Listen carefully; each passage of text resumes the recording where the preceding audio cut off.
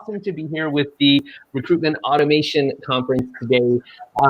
Today we're going to talk about something that I'm pretty excited about. And I've been around the industry since about 2000. And so I'm pretty aware of most topics. Now, this one, the talent intelligence movement, I have never worked directly in a talent intelligence department or been responsible for this. I know a lot of the little pieces around what makes it work, which is one of the reasons I'm really excited about this conversation, because we have assembled a panel that is doing this work right now. They're bringing all this together within their organizations, and they're kind of on the forefront of the talent intelligence movement. And so I'm super excited to introduce them all to you guys. I want to go around the group here and just let everybody give, kind of a 1 or 2 sentence introduction, who you are, what you work and what you're responsible for right now. And then I've got some great conversation starters. And my goal is really that everybody just sits back and listens and learns from these guys and has a way to implement it in their own desk. So let's start with Amybeth. Thanks, Jeremy. Hi, everyone. My name is Amybeth Quinn. I am the Director for Global Talent Sourcing at ServiceNow. I've been around the talent acquisition industry for a while at this point, and have worn a lot of hats, and I'm so looking forward to learning more from the rest of the panelists here today. One thing, thank you, Amybeth. One thing I want to add, she mentioned kind of what her roots were, right? She started as a sourcer and recruiter and has been around. I'd love to, because this type of role can come from many different backgrounds. As you guys introduce yourselves, be sure to kind of tell us how you started and kind of what your path was to where you are now. Go ahead, Sean. Hey everyone, my name is Hanna. I work at Collibra. We're a late stage startup here in New York.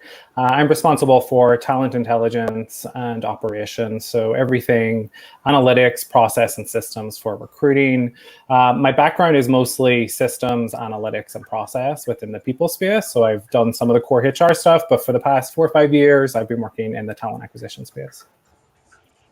Excellent. Now, Lyndon.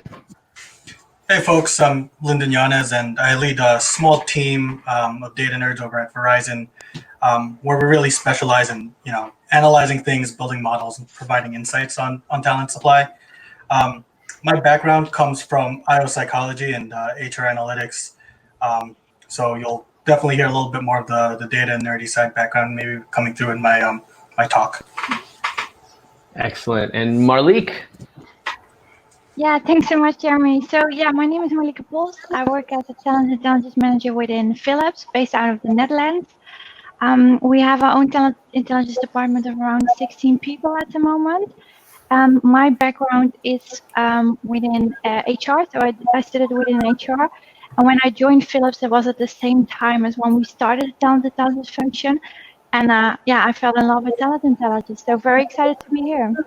Excellent. Now, like I said, people can come from all different backgrounds who do this, and every department is going to be at a different maturity level, right? And so as we talk today, I want to encourage the guests to kind of share what you're doing, share what you can. I know some organizations are a little protective of this function, right, for obvious reasons. Share what you can about kind of the maturity level of where you guys are and where you're going. The first thing that I want to dive into is I'd love for a couple of you to maybe give your definition of talent intelligence. So I know that the Phillips team released a really big white paper last year. Why don't we start with Marlieke? How would you define talent intelligence? Yeah, I think my definition is fairly the same as the definition we've made in that white paper. But I think for us, it's really the use of external data, where we have over the past years a tremendous amount of access to.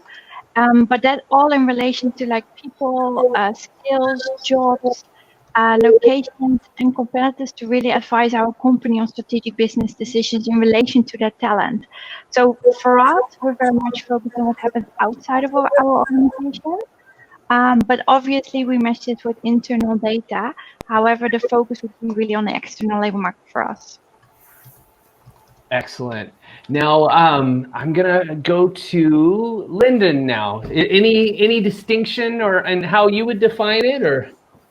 No, I completely agree with that definition. I mean, I'll add more context in that, I throw in competitive intelligence in there, how you can use information on what your competitors who are hiring for this role, and how you can use that to help better attract or gain talent. Like, okay, who am I going to compete with, and do I want to compete with them here, or do I want to go to another place where not as scary?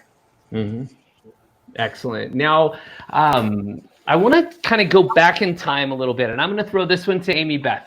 Amybeth was very involved in the sourcing community early on, and I think a lot of what is now called talent intelligence that we're building departments around, we were doing as sourcers and recruiters without having the definitions or the structure. Amybeth, how would you describe kind of the history of the function and the need of that to develop into something more mature like it is today? Sure. From the perspective of talent acquisition, at least, for me and a lot of people that I've learned from and worked with over the years, research has always been an integral part of talent sourcing. It's a part of talent acquisition as a whole, but as a channel specialty, talent sourcing has really carried a lot of work around research. And Lyndon mentioned competitive intelligence.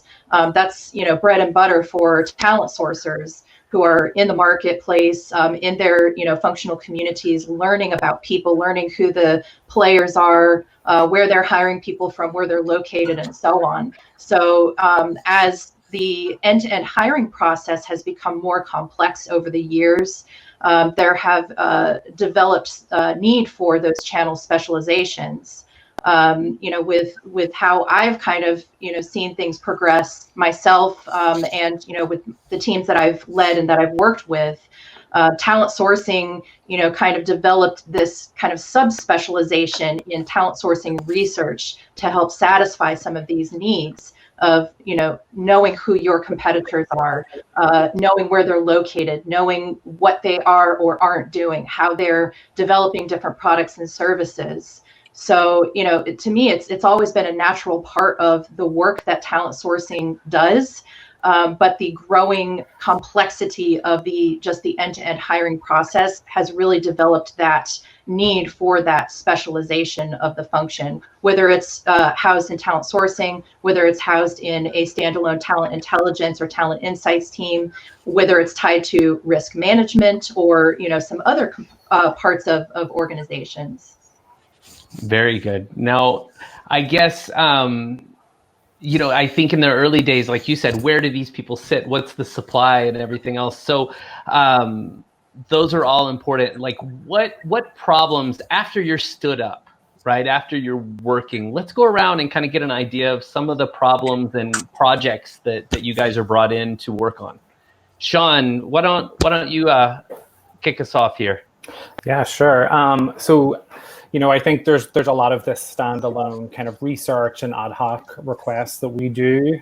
So that could be whether it's part of workforce planning, looking at different location strategies, looking at the composition of our workforce, whether we want to look more contingent or employees. I think that's obviously a lot of the work that we do. But I think for me, one of the big focuses that we really try to do here at Collibra is how do we get the data at the right time to make the right decision? So how do we embed it into our systems and processes so that we have all that great intelligence in order to make the decision? And that could be either, at the intake, conversation with the hiring manager to give them an understanding of the talent pool in the market, or that could be at the offer and hiring committee stage to really understand what is the diversity of this search, how effective were we, what was the scorecards, what was all the feedback, what are the benchmarks as we're looking in terms of, making those offers and bringing the best talent into Collibra. So we try to think about it more holistically, not just dashboards and individual research, but how do you actually embed it into our systems and our day-to-day for recruiters and for hiring managers.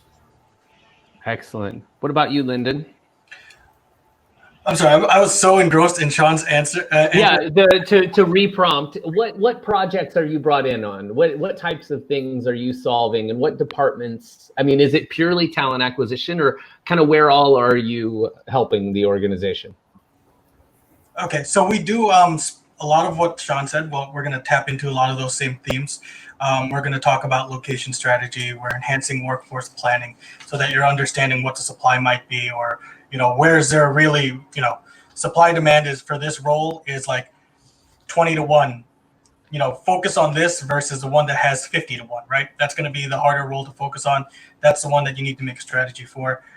So we're going to be working on that workforce plan. We're going to work on integrated talent management. We do a lot of work with combining internal, external data so we can actually create profiles and concepts that we can use for an integrated talent management framework. And that's been a lot of what we focused on in the last year.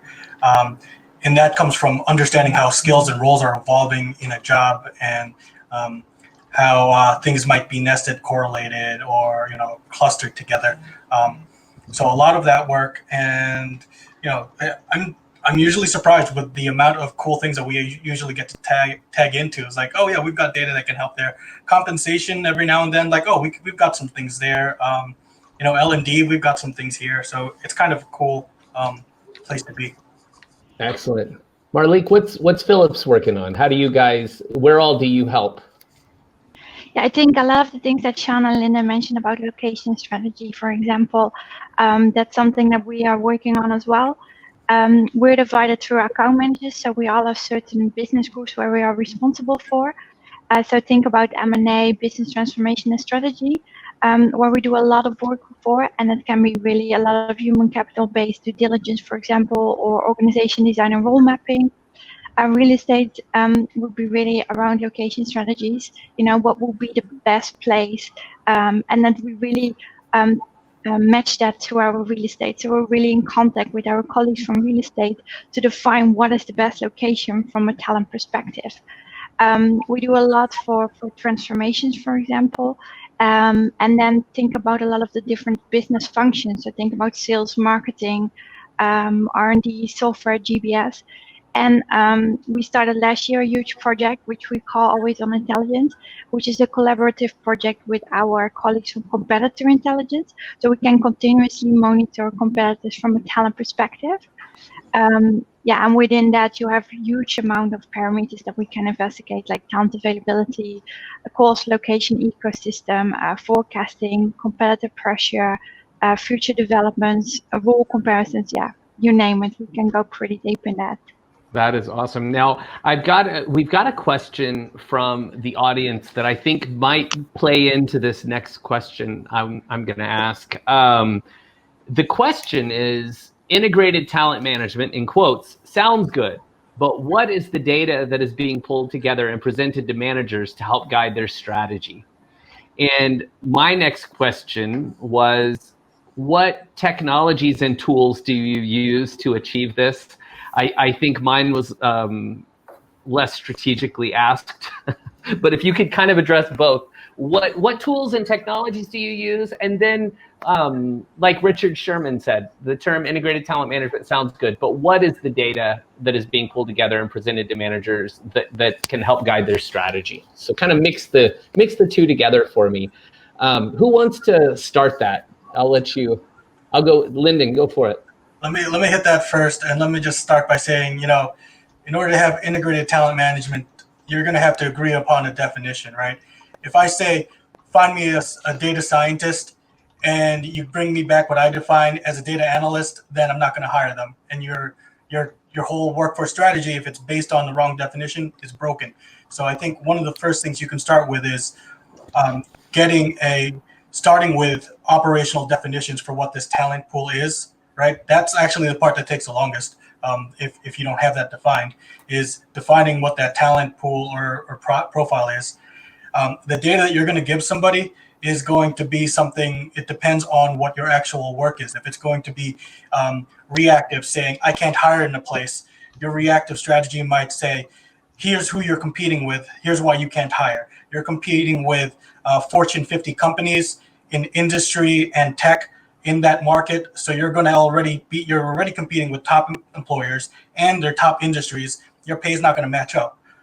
That's something immediately that you can give them, and you can say, here's where they're coming from before they get to those top companies. That's an immediate data input that you can give someone that they can build an immediate strategy. If you're talking long-term strategy, your data points change. It shifts from what can I do right now to help me plan something out systematic and long-term. So it might be application of what the supply might look like, your best ratio of supply and demand across an entire footprint. It might say, where do I have the best opportunity to hire for this talent? Or it might say, what are the skills that I need to get to L&D to actually skill up the talent I need, so I don't have to pay this huge premium for a data scientist. I can level up one of my analysts to get there. If we get them the incremental skills, like, oh, they need TensorFlow. That's a hot skill. That's what's costing a lot of money. Let's start building that in and build partnerships with L&D so they can actually use that, and we don't have to pay for the premium. And we're building up we're decreasing our turnover and building our workforce. That is awesome. Can you imagine if you're the closer, if you're the recruiter trying to close a deal, take Lyndon with you? That's awesome. So data coupled with your persuasive techniques that you're already good at with in a recruiting role, right? If you bring the data and the conviction like he just did, and you use that to influence hiring managers, that's a way to make this incredibly practical. When you bring these tools together, are you using things recruiters use, or are you using more data analytics tools? Kind of, somebody give me some insight there. What's your go-to, Sean? Yeah, so obviously we have all of our source systems. We use, we have an ecosystem of TA technology tools. Obviously ATS, we use Greenhouse, we use LinkedIn, we use LinkedIn Talent Insights. We have a few other kind of tools like Talent Wall and Interview Schedule.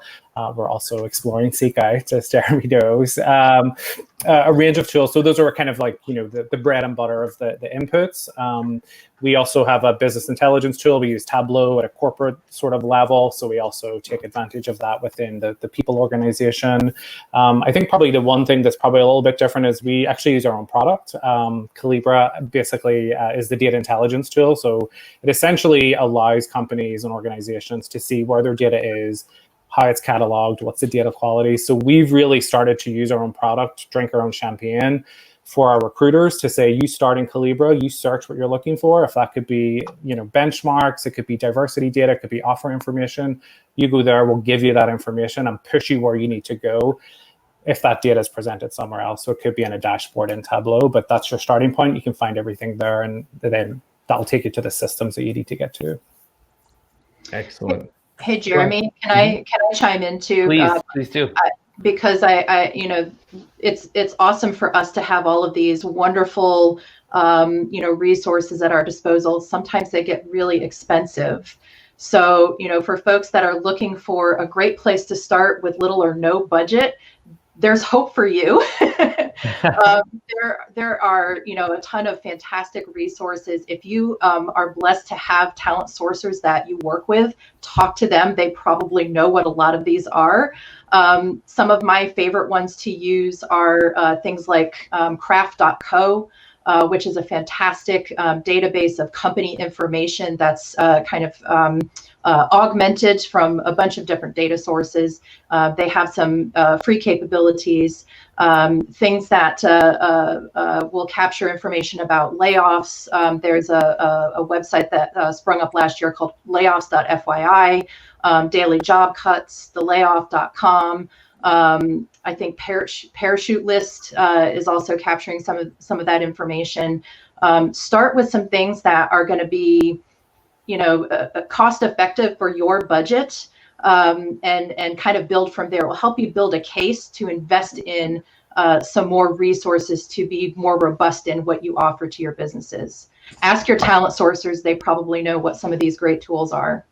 That's awesome. Thanks for chiming in. Because yes, these conversations can get really expensive, and we're talking to top tier tech companies today who have access to a ton, right? So thanks for bringing us back to reality for most of the audience, I'm sure. Now, I think one of the big problems, and we saw this in the early days, people would start a sourcing team, they would go, and then about 2 years later, they're not proving ROI. Somebody would come in and shut it down, and then they would start a new sourcing team a year later, right? So there was totally cyclical.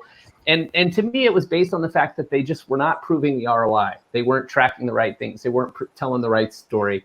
So how do you guys assign ROI to the talent intelligence function? Anybody? I see smiles, right? Who wants to go first? Marlieke, do you want to speak to that, or? Yeah, no, definitely. And I want to add one more thing to the technology part. Okay. Which is one of the biggest things for me. And it's not really technology, to be very honest, but I use it as a validation for some of the data that I find through technology. And that's really talking to recruiters in the market. You know, if we're going to do a location study where we are comparing location X with Y and Z, you know, I found so many data through all those sources that are mentioned here. But what I always do is validate it with recruiters in the market, you know, to have that human point of view back on the data. But that's just something I wanted to add to the previous question. But yeah, now, no, thank you very much. So I will be completely honest. I will not lie. This can be difficult. At least for us, it's difficult. You know, I think cost avoidance would be one of the key items. You know, what's the estimated financial commercial impact? And in some cases, and it's really depending for the business and the problem statement that you're trying to solve, that business function has a very clear articulated dollar or euro value.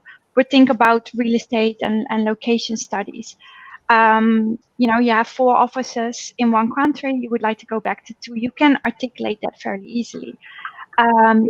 Savings on lease, operating cost, and so on and so on. But in many cases, this business impact is way more difficult to articulate in numbers and becomes even tougher, you know, every time.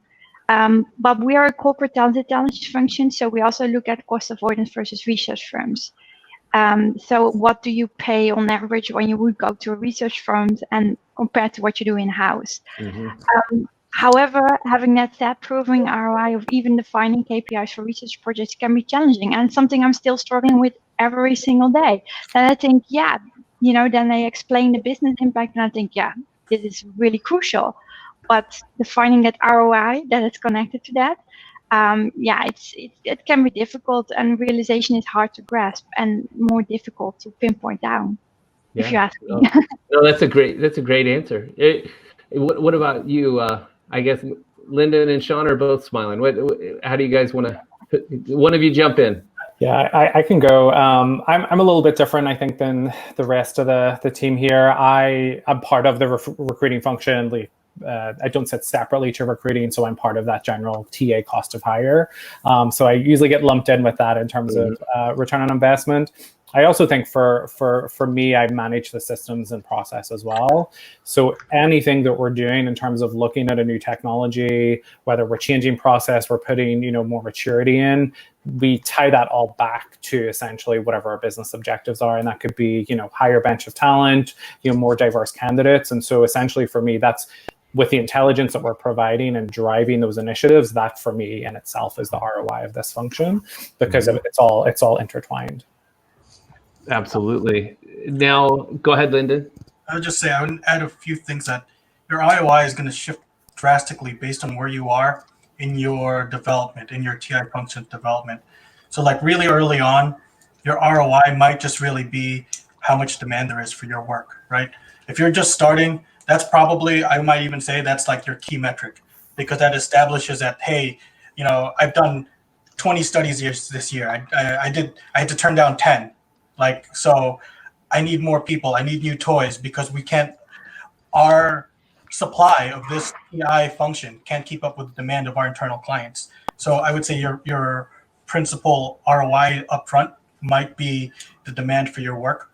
And then as you evolve, you're going to want to use that and change what you're measuring. Like you might want to measure reactive versus strategic, work, right? I have moved from recruiters and TA managers saying, I can't recruit in New York, help me, what do I do? To more strategic saying, we're going to need to do this. Tell me where to go. That's a shift in the type of work. So that's their perspective changed. They trust you. Yeah. Yep. So that's a big one. And like I said, I'm a data nerd. We love calculating the data points we're looking at year over year. Like this last year, even with COVID, we exceeded the amount of data points that we did before COVID. So we had more data points in a year when TA took a hit and was hiring less.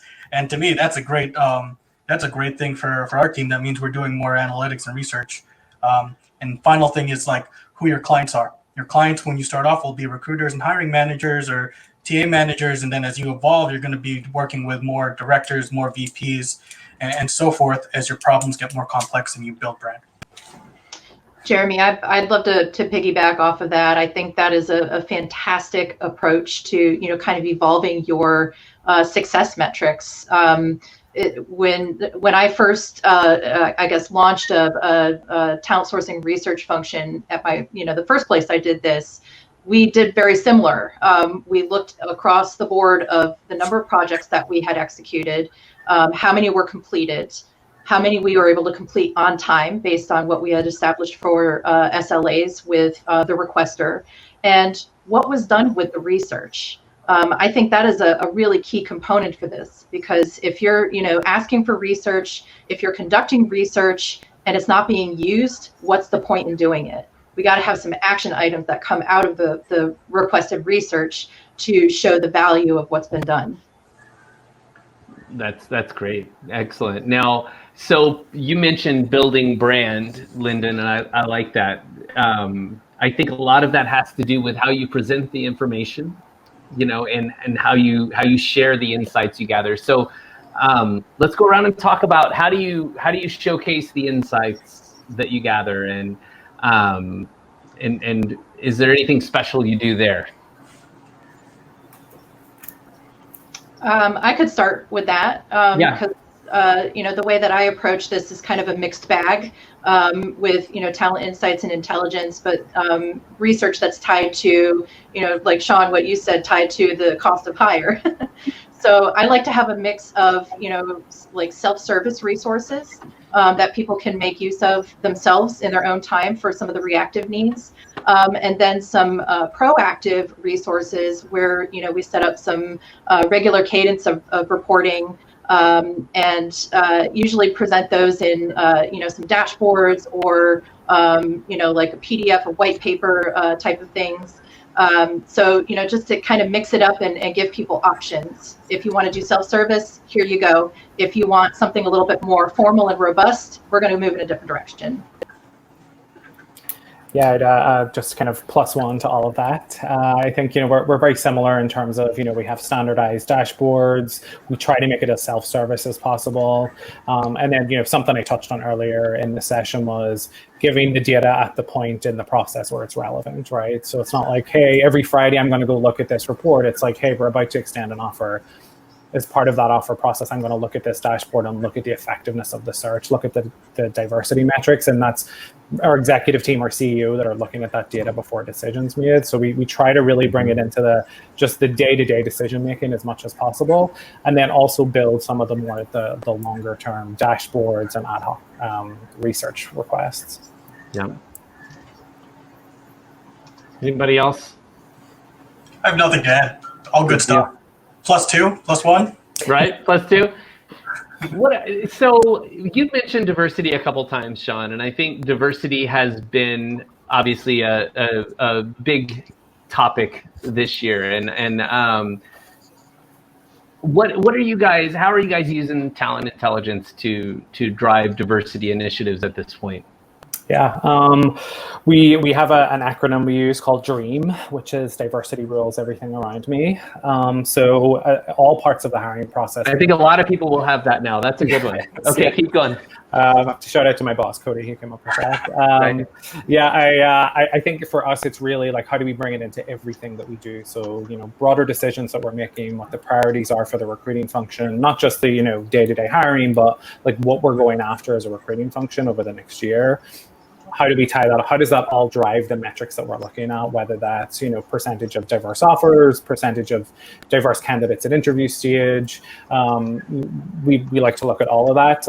The biggest part that we look at is internal signals, so our own data, the effectiveness, but then external. So we cannot get enough benchmark data. And so we're always looking at talent pool analysis. We're looking at other companies' diversity reports. We just in the process of building our first, which for a company of less than 700 is really exciting for us to kind of be at that point. When we talk about, if you're starting in this, things that you can just start with, diversityreports.org. Like that's just a great resource in itself. That data can be exported. You can bring it into your own analytics and dashboards. So definitely encourage people to start there. And then hopefully the more companies release this publicly, the more open source data there continues to be. Mm-hmm. Excellent.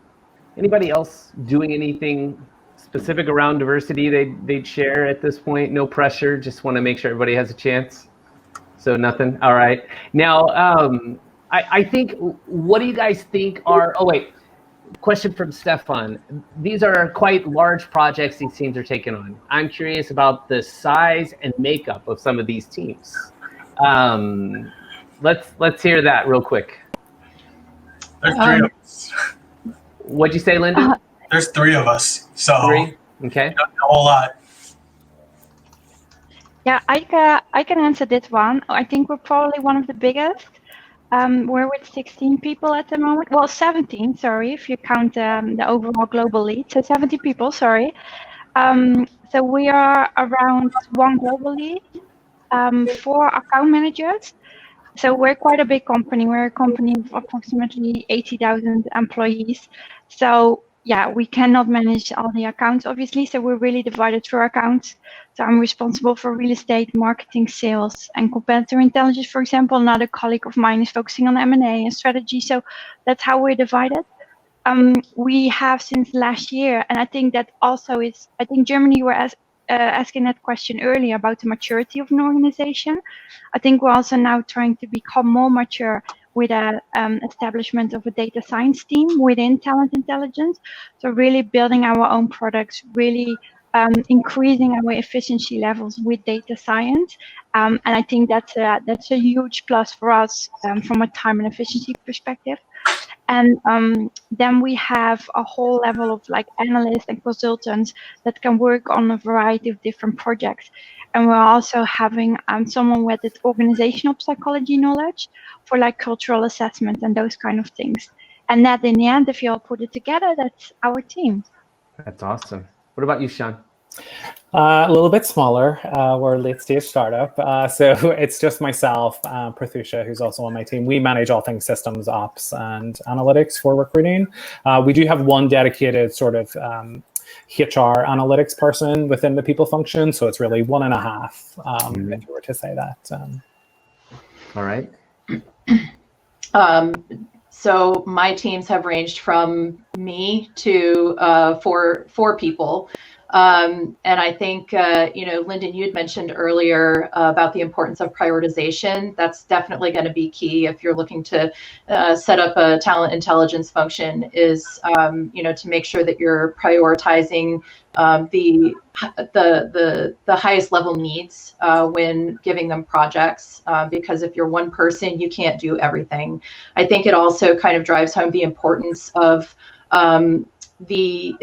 understanding the complexity of this work. And I know kind of historically in TA, research has been looked at as kind of a junior level function. And I mentioned earlier, kind of the evolution of research as a specialization within TA kind of necessitates somebody who has a lot of experience in a lot of different areas, because you're going to be looking across different functions, different regions, different data points. Your researchers should be, in my opinion, some of the most experienced individuals on your teams.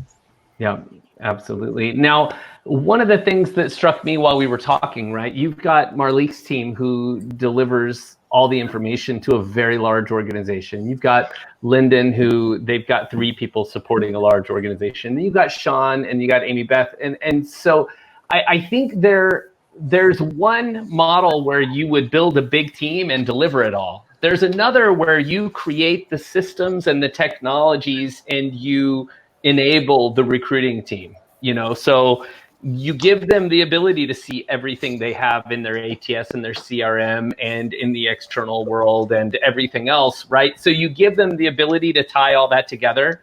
And, from an individual level, the reason I'm so passionate about this conversation is I started in the search firm world in 2001 or 2, and it was all about influencing the hiring manager, right? We had the same candidate pool as everybody else, right? So being able to take data, educate the hiring managers, open up the parameters of the search, right? Know where to go. I mean, that was what made me successful, right? So it wasn't nearly as sophisticated or as technical as what we're doing today, but all of these principles, if you can go armed with data, when you're doing an intake call, Lyndon's talked earlier about understanding what you're going after before you start the project.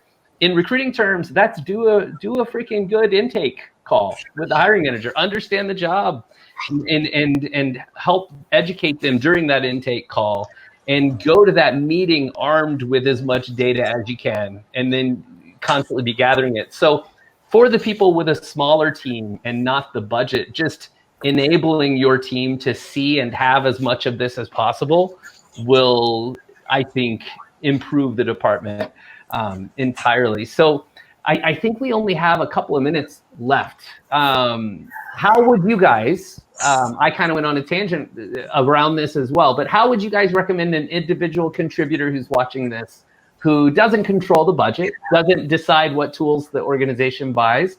How would you kind of give them a roadmap to start implementing some of these principles at their own desk tomorrow morning? Anyone? Go ahead, Lyndon.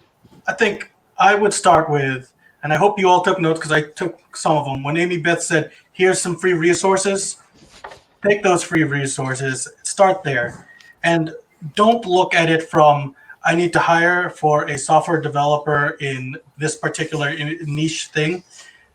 Peel back and take a couple of those and start to say, like, here is my software developer version A, right? Or here's my data scientist A, focusing on natural language processing. Like take a couple of recs and group them together and hit it with the list that Amy has. Learn to start to aggregate and generalize your work appropriately. And then you've done research for 3 different recs instead of just one. Learn to peel back and say, like, okay, it's going to be harder than this because your role that you're asking for, Mr. Hiring Manager, is more complicated than this. But you can at least expect it to be a supply of this divided by this demand, right? So I would say that would be a good place to start. Use the free resources and start to aggregate and cluster your roles together so you can see them and scale it. I can go next. I think a great place to start is, and particularly for those who are recruiters, talent sourcers, or managed teams like this, find one of your hiring managers that seems interested in experimenting with insights and intelligence, and start with one person. Ask them what they'd like to see and start delivering it. Because if you get one champion on the hiring manager side of things that can promote what you're doing, guaranteed you'll get a lot of attention very quickly. Yeah, I would just add +1 to all that. I think for us, probably 2 things I'd give people: tie it back to your objectives, your business objectives, your OKRs, your plan for the year. Like, what are those little nuggets of data that you can tie back to that? I think will always help show the effectiveness. And then the other is, I literally just have built this function within Collibra within the last year.